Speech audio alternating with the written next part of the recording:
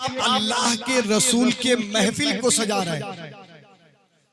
और जो इंसान अल्लाह और उसके रसूल की महफिल को सजाता है, नबी पाक का करम होता है और वो बंदा दुनिया के अंदर भी मुस्कुराता रहेगा।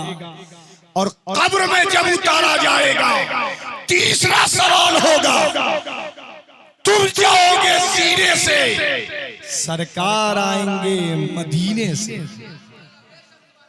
अब जरा मैं खिताबत करने नहीं आया, मैं सिर्फ आपसे थोड़ा सोचा कि इरशाद भाई ने इतनी बड़ी बातें कह दी है तो मेरा एक रुख इन्होंने देखा है। शायद मेरी तकरीर भी नहीं सुने होंगे कभी, लेकिन बड़ी मुखलिस आलिमों के लिए, मदारिस के लिए, मस्जिदों के लिए हमेशा खड़े रहते। और बड़ी अच्छी बात है, इसलिए कि किसी आम इंसान के मुरीद नहीं है, आम पीर के मुरीद नहीं है, बल्कि उनके मुरीद हैं जिसकी शायरी को सुनने के बाद इंसान मस्त हो जाता है। पढ़िए एक बार दुरूद, मैं उस शेर को भी सुनाऊं। अल्लाहुम्मा सल्ली अला सय्यदना मौलाना मुहम्मदिन मादरिल जूदी वल करम आलिही व बारिक व सल्लिम सल्लु अलैहि सलातुम व सलामन अलैका या रसूल अल्लाह। वो शायर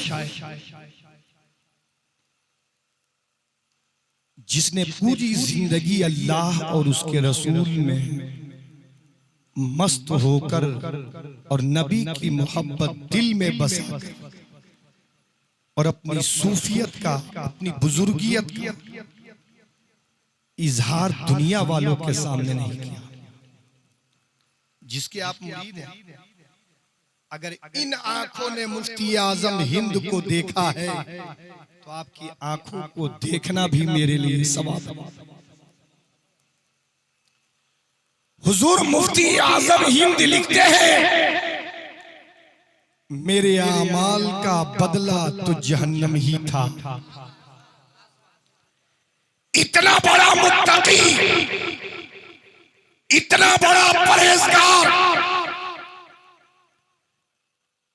लेकिन वो शायर कि जिसके बाप ने शायरी की हो तो सिर्फ हिंदुस्तान वालों को नहीं बताया, बल्कि मदीने में बैठकर अगर शायरी की है तो पूरी दुनिया वालों को ये मैसेज और पैगाम दिया, ए दुनिया वालों याद रखना, बेटे की शायरी बाद में देखना, पहले बाप की शायरी देख कि जब मदीने में बैठकर शायरी की होगी तो मुसलमान नबी की शहर की बात बाद में, पहले बात होगी तो नबी के रुखसार की बात होगी। कलम उठा है तो नबी के जुल्फों के बारे में बता रहे हैं। और जब कलम आगे बढ़ा तो बरेली के ताजदार ने कहा कि तुम नबी के इश्क को दिल से निकालना चाहते हो और नबी का आशिक लोगों के दिलों में नबी के इश्क को ढालने के लिए।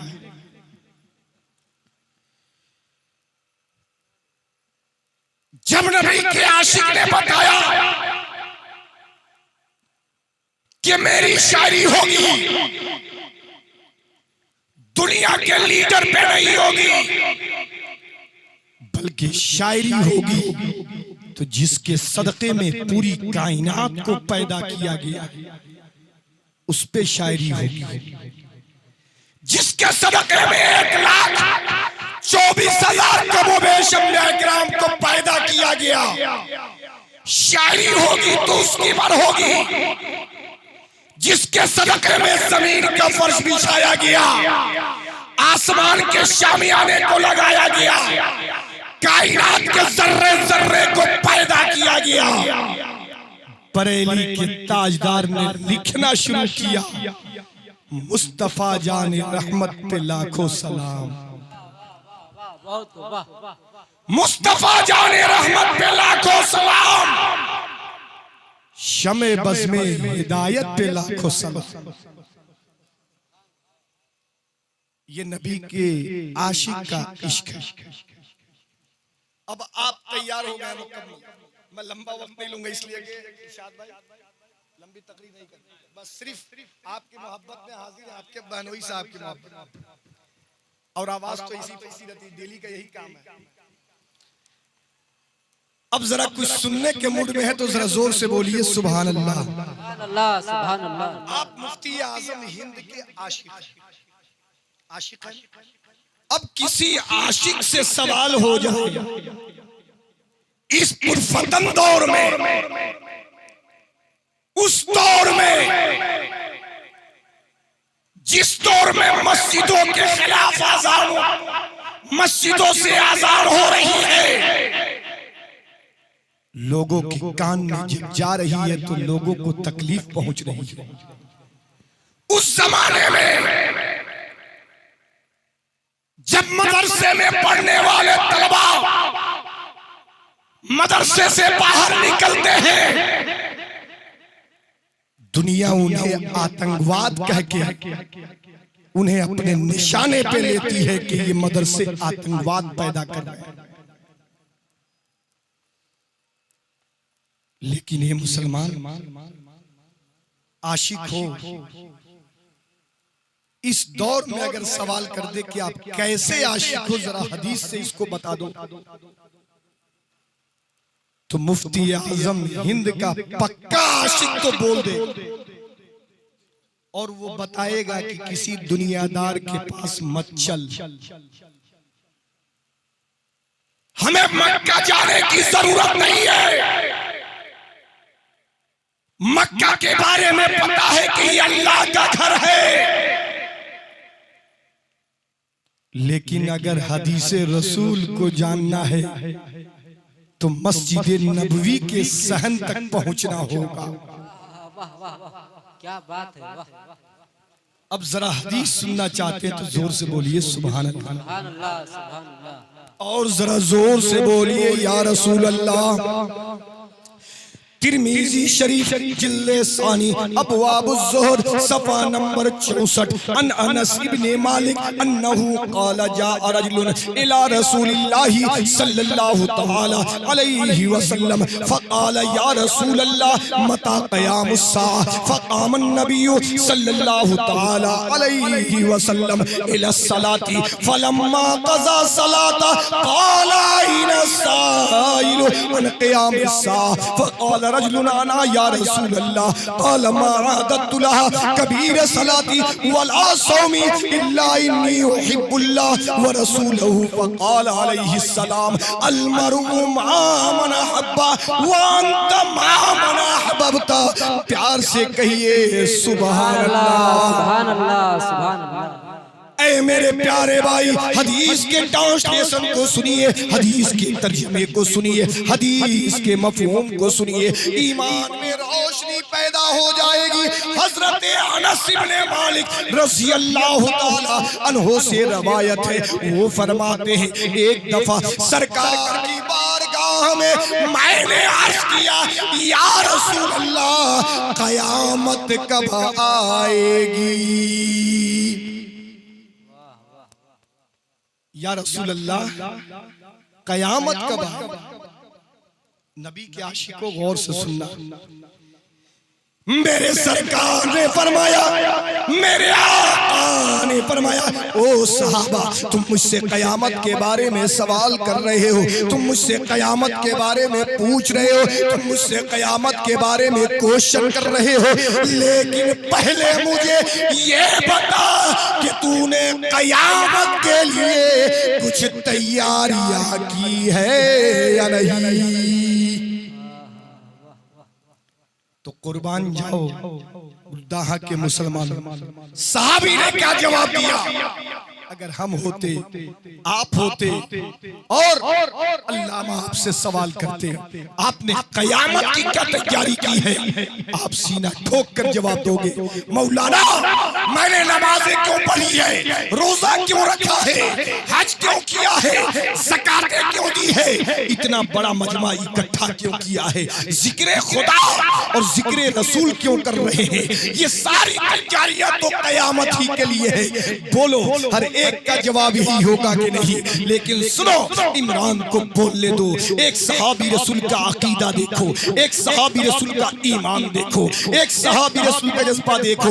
जब मेरे पैगंबर ने पूछा, ओ सहाबा तूने कयामत की क्या तैयारी की है, तो जानते हो मुसलमान, सहाबी रसूल के पास नमाजों का सरमाया मौजूद है, सहाबी रसूल के पास रोजे का सरमाया मौजूद है, सहाबी रसूल के पास हज का सरमाया मौजूद है, सहाबी रसूल के पास ज़कात का सरमाया मौजूद है, सब मौजूद। लेकिन सहाबी रसूल जवाब क्या देते हैं, अर्ज करते हैं मेरे प्यारे आका मैंने नमाज जरूर पढ़ी है मगर मुझे अपनी नमाजों पे नाज नहीं है, रोजा मैंने जरूर रखा है मगर मुझे अपने रोजे पे नाज नहीं है, हज मैंने जरूर अदा किया है मगर मुझे अपने हज पे नाज नहीं है, ज़कातें मैंने जरूर दी है मगर मुझे अपनी ज़कातों पे नाज नहीं है। ऐ मेरे प्यारे आका, न ताक़त पर, न तक़वा पर, न ज़ोदो इत्तक़ा पर है हमारा नाज जो कुछ है मोहम्मद मुस्तफा। नारे तकबीर, नारे रिसालत, मसलके आला हजरत, मजहबे इस्लाम, नारे तकबीर। वाह वाह, बहुत माशाअल्लाह। सहाबी रसूल कहना क्या चाहते हैं, गौर से सुनिएगा। सहाबी रसूल कहना ये चाहते हैं, ऐ मेरे प्यारे आका, कल कयामत के मैदान में जब आमाल का दफ्तर खुलेगा, रब तबारक व तआला मुझसे पूछेगा, ऐ मेरे बंदे मेरी बारगाह में दुनिया से कौन सा तोहफा लेकर आए हो, कौन सा नजराना लेकर आए हो, कौन सी नेकी लेकर आए हो। या रसूल अल्लाह, उस वक्त मैं रब की बारगाह में अपनी नमाजों को ना पेश करूंगा, रोजे को ना पेश करूंगा, हज और ज़कात को ना पेश करूंगा। ऐ मेरे प्यारे आका, अगर रब तबारक व तआला मुझसे कोई दुनियावी तोहफा मांगेगा तो मैं सिर्फ आपके प्यार का नजराना पेश कर दूंगा। सुभान अल्लाह, सुभान अल्लाह। अब मुफ्ती आजम हिंद के आशिकों, इस हदीस को अपने सीने में बसा ले। जब अर्ज करते हैं या रसूल अल्लाह मुझे किसी चीज पे नाज नहीं है, सिर्फ आपकी मोहब्बत पे नाज है, आपके इश्क पे नाज है, आपके प्यार पे नाज है। आज हमारे आमाल इतने अच्छे नहीं, हमारे किरदार इतने अच्छे नहीं, लेकिन हम उस नबी के शहदाई हैं कि जब कब्र में उतारा जाएगा,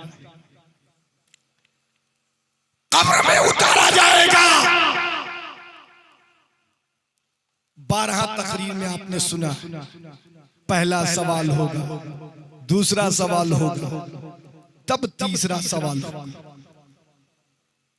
अब जरा नबी के आशिकों जरा गौर से सुनना, उस हदीस को याद रखिएगा, नबी से इश्क, इसलिए कभी उसका बहुत इंपॉर्टेंट टुकड़ा बात है।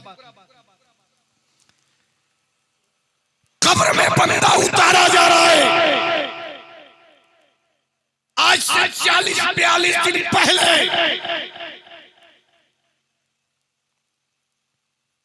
जाने वाला जा रहा, इरशाद खान से नहीं कह रहा है कि मैं जा रहा हूं, रिश्तेदार से नहीं बोल रहा है कि मैं जा रहा हूं, खानदान वालों से नहीं बोल रहा है, मलकुल मौत गेट पे खड़े हैं, रूह को कब्ज करना, जिस्म से रूह को जुदा करना है। नारे तकबीर, नारे रिसालत, मसलके आला हजरत, उलमाए अहले सुन्नत, हैते अल्लामा मौलाना वसीम अकबर रज़वी साहब किबला सिवानी, हैते अल्लामा मौलाना वसीम अकबर रज़वी साहब किबला सिवानी, उलमाए अहले सुन्नत, नारे तकबीर, नारे रिसालत। वाह वाह, सुभान अल्लाह, सुभान अल्लाह। माशाअल्लाह। देखिए खतीब अहले सुन्नत, मुनाज़िर अहले सुन्नत हज़रत अल्लामा अलहाज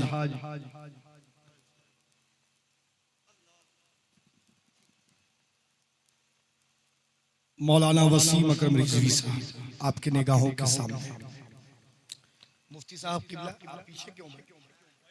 नहीं, आप इधर आइए ना, आप यहाँ तशरीफ लाए। ऐसे ही लोग हम लोगों को पीछा करने के चक्कर में पूरी दुनिया लगी है कि मौलवियों को कैसे पीछे कर। अब मौलवी कभी पीछे होता है, हर जगह वो आगे है। 40 दिन पहले, 42 दिन पहले मलकुल मौत खड़े हैं। बेटे को नहीं मालूम, बेटी को नहीं मालूम, रिश्तेदार को भी ये पता नहीं कि मलकुल मौत आएंगे रूह को कब्ज कर। लेकिन जो ही रूह को कब्ज कर लिया मलकुल मौत ने, जाने वाला चला गया। रिश्तेदारों को फोन किया जाता है कि फला साहब का इंतकाल हो गया। इरशाद भाई ने फोन उठाया, सबको फोन करना शुरू कर दिया, कल जनाजे की नमाज होगी।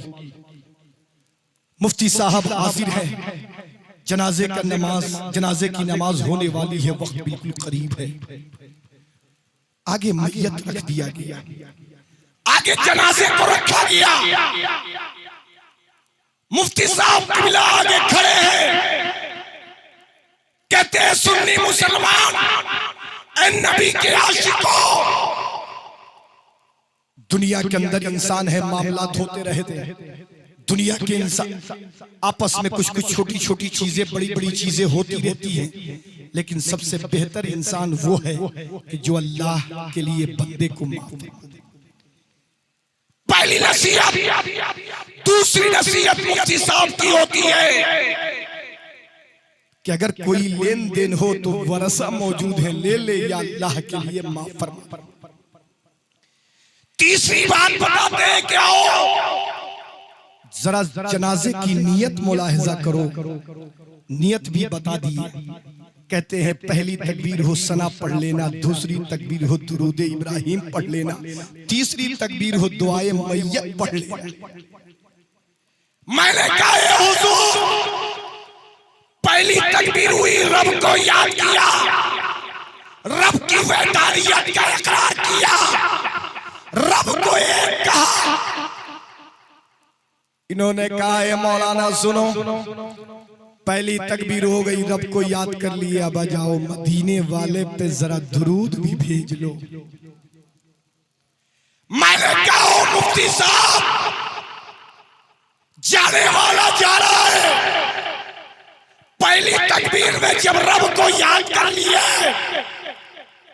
तो दूसरी तकबीर में तो दुआए मैयत तो पढ़वाइए।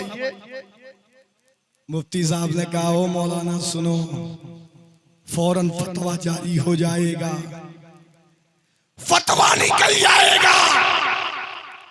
जब रब को याद कर लिए तो आ जाओ मदीने वाले पे पहले दुरूद भेज लो, ताकि रब को भी याद कर लिए और रब के महबूब को याद कर लिए। अब तीसरी तकबीर होगी तो दुआए मैयत पढ़ लेना। मैंने कहा ओ मुफ्ती साहब, अल्लामा जरा दुआए मैयत पढ़ा जाए। हजरत ने कहा सुनो, मुलाहिजा करो। मैंने कहा ए हुजूर, दुआए मैयत क्या चीज है, किसे कहते हैं? इन्होंने पढ़ना शुरू कर दिया, अल्लाहुम्मा फिर लिहय्यिना व मैयतना व शाहिदना व गायबना व सगीरना व कबीरना, आखिर तक पढ़ते थे और कहते मौलाना जब तक ये दुआ पढ़ोगे नहीं, जनाजा मुकम्मल नहीं होगा।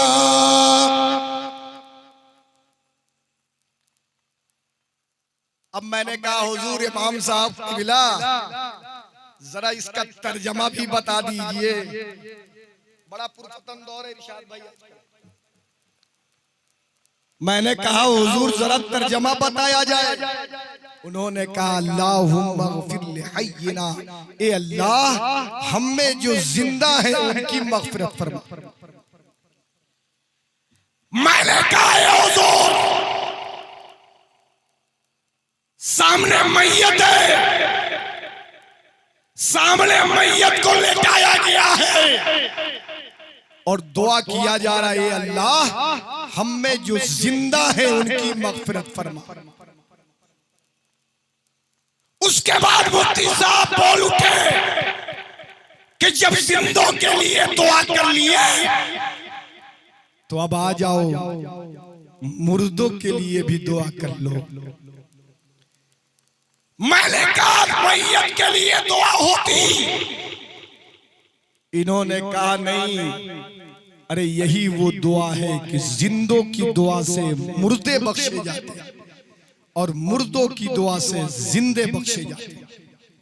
यही नबी के आशिकों का ईमान और अकीदा है और जिसका ईमान और अकीदा दुरुस्त है दुनिया की कोई ताकत उसे हिला नहीं सकती। अब आखिरी बात, इसलिए कि खतीब अहले सुन्नत हजरत अल्लामा वसीम अकरम रिजवी साहब का भी खिताब है, ये लोग बड़े खतीब हैं। मेरे प्यारे इस्लामी भाइयों, आखिरी बात, कब्र के अंदर लेकर चले जनाजे, सब चल रहे हैं। मुफ्ती साहब कहते हैं जनाजे को आगे रखना, आगे रखना, आगे रखना। अल्लामा वसीम साहब बोलते हैं आगे रखना, पीछे न करना। मैंने कहा हुजूर आप तो मुफ्ती हैं, आप आगे हो जाइए, आप तो बड़े आलिम हैं, आप आगे हो जाइए। सबने कहा ऐसा नहीं हो सकता, इसलिए कि जाने वाला वो है कि नबी का आशिक दुनिया के अंदर था। नमाज एक तरफ, रोजा एक तरफ, लेकिन जब जा रहा है तो ये बंदा इस वक्त अल्लाह के महबूब से ज्यादा करीब है और जो अल्लाह के महबूब से ज्यादा करीब होगा उसकी जगह सबसे आगे होगी। अब कब्र के करीब लाया, उतार दिया, उतारने के बाद कब्र में चेहरे को जरा किबला रुख कर दिया, अहदनामा रख दिया, शजरा रख दिया। मुफ्ती आजम हिंद का मुरीद है, मिट्टी दे दिया गया। मिनहा खलकनाकुम व फीहा नुईदुकुम व मिनहा नुखरिजुकुम तारतन उखरा। पढ़ पढ़ कर मिट्टी दिया गया 3 बार। 40 कदम लोग हट गए। मुफ्ती साहब ने अपने एक शागिर्द को बुलाया और कहा बेटा जा कब्र पे जाकर आजान दे। 40 कदम हटने के बाद जमीन को फाड़ते हुए, चीरते हुए अल्लाह के प्यारे फरिश्ते कब्र में हाजिर होते हैं। पहला सवाल होता है तेरा रब कौन है, तेरा दीन क्या है। 2 सवाल जब मुकम्मल हो गया तो मुफ्ती साहब से मैंने कहा हुजूर 2 तो मुकम्मल हो गया है, अब तो बेड़ा पार होगा। मुफ्ती साहब बोल उठे इमरान सुनो सुनो, रब आलमुल गैब व शहादा है। 2 सवाल पे तो तेरी पहचान हुई है और तीसरे सवाल पे तेरी बख्शिश की जमानत होगी। तीसरा सवाल होता है इस शख्स के बारे में तेरा क्या ख्याल है। बंदा ने दुनिया में देखा नहीं, बंदा ने दुनिया के अंदर कहीं देखा नहीं। अल्लाह ने दौलत दिया, मदीना किया, रोज़े रसूलुल्लाह को देखा, नबी को नहीं देखा। लेकिन जब कब्र में पहुंच गया तीसरा सवाल होता है तुम जा रहे हो सीने से, सरकार आ रहे हैं मदीने से और फरमाते हैं ए अल्लाह के फरिश्तों रुक जाओ, ठहर जाओ, इसे सोने दो, ये गुलाम मेरा है, ये आशिक मेरा है। तो जिसकी गारंटी नबी ले ले, अब उसके गारंटी की किसी की जरूरत नहीं है। वो हदीस का टुकड़ा कि जब नबी का आशिक होगा, अल्लाह के नबी का जो आशिक होगा, क्या फरमाते हैं कि नमाज एक तरफ, रोजा एक तरफ, या रसूल अल्लाह आपसे मोहब्बत है, बस मैं इसी चीज को पेश करूं, सिर्फ आपकी मोहब्बत को। सरकार फरमाते हैं अल मरउ मा मन हब्बा। वो सहाबा, जब ऐसी बात है कि तुम्हें किसी चीज पे नाज नहीं है, सिर्फ मेरी मोहब्बत पे नाज है, मेरे इश्क पे नाज है, मेरे प्यार पे नाज है, तो याद रखो और मेरे सारे गुलामों को बता दो कि कल कयामत के मैदान में हर इंसान उसी के साथ होगा जो इंसान दुनिया में जिससे मोहब्बत करेगा। जिसने गौस से मोहब्बत की वो गौसे पाक के साथ होगा, जिसने गरीब नवाज से मोहब्बत की वो गरीब नवाज के साथ होगा, जिसने हजरत निजामुद्दीन औलिया से मोहब्बत की वो हजरत निजामुद्दीन औलिया के साथ होगा, जिसने ख्वाजा कुतुबुद्दीन बख्तियार काकी से मोहब्बत की वो ख्वाजा कुतुबुद्दीन बख्तियार काकी के साथ होगा, जिसने मखदूम सिमना से मोहब्बत की वो मखदूम सिमना के साथ होगा, जिसने आला हजरत से मोहब्बत की वो आला हजरत के साथ होगा, जिसने मुफ्ती आजम हिंद से मोहब्बत की वो मुफ्ती आजम हिंद के साथ कल हश्र के मैदान में होगा। बात समझ में आ गई कि दुनिया के अंदर जो इंसान जिससे इश्क करेगा कल कयामत के मैदान में उसका हश्र उसी के साथ हो। तो मेरे प्यारे इस्लामी भाइयों, कहने का मकसद ये है कि आप सच्चे आशिक, सच्चे आशिक, और जिन आंखों ने मुफ्ती आजम हिंद को देखा है उन आंखों को देखना भी सवाब, जिन आंखों ने नबी के रोजे को देखा है उन आंखों की जियारत करना भी सवाब है। मेरे प्यारे इस्लामी भाइयों, इस पुरफतन दौर में हमें और आपको जीना है और ये आलिम हमारे सामने नजर आ रहे हैं। इन आलिमों को देखकर हमें एहतराम भी करना, एहतराम कीजिए मेरे प्यारे इस्लामी। और मुफ्ती आजम हिंद के आशिकों को क्या बताना, एहतराम इसलिए जरूरी है कि जब जब नबी के दीन को खतरा पहुंचाना पड़ा है लोगों को, जब जब लोगों ने नबी के दीन पे हमला किया है, तो सबसे पहला है टारगेट उस दौर के आलिमों को किया जाता है। सबसे पहला मदरसा हो चुका है, मस्जिदों पे हो चुका है, अब मौलवियों की बारी है 2024 तक। इसलिए कि ये आलिमों की जमात, ये वो जमात है कि तारीख हमें पता है कि अगर इस भारत की आजादी की तारीख भी अगर लिखी गई है तो किसी लीडर के जरिए नहीं, किसी नेता के जरिए नहीं, बल्कि जमाने के मुत्तकी अल्लामा फजल हक खैराबादी के जरिए लिखा गया। वो आलिमों की जमात की तारीख पता है कि अगर इन आलिमों पे कंट्रोल किया गया तो सारी चीजों पे कंट्रोल किया जा सकता है। लेकिन मेरे प्यारे इस्लामी भाइयों, इस्लाम की ये ऐसी शाख जो अल्लाह के नबी ने मक्के से लेकर मदीना तक पूरी दुनिया में फैलाया, न इसे कोई तोड़ सकता है। तोड़ने वाला टूट जाएगा। तारीख भी यही बताती है। इस्लाम की पहली जंग जंगे बदर है और इस्लाम की हिफाजत की आखिरी जंग जंगे करबला है। और दोनों तारीख हमें ये पैगाम देती है कि तादाद से कुछ नहीं होता। अगर नबी के आशिक हैं 10 है तो याद रखना नबी के आशिक कोई भी इंसान इस दीन को बदल नहीं सकता। तारीख पढ़ी, बद्र की तारीख तादाद से कुछ नहीं, करबला की तारीख जहां से इस्लाम को बचाया गया, इस्लाम के ऊपर कीचड़ फेंकने वालों को निस्तो नाबूद किया गया।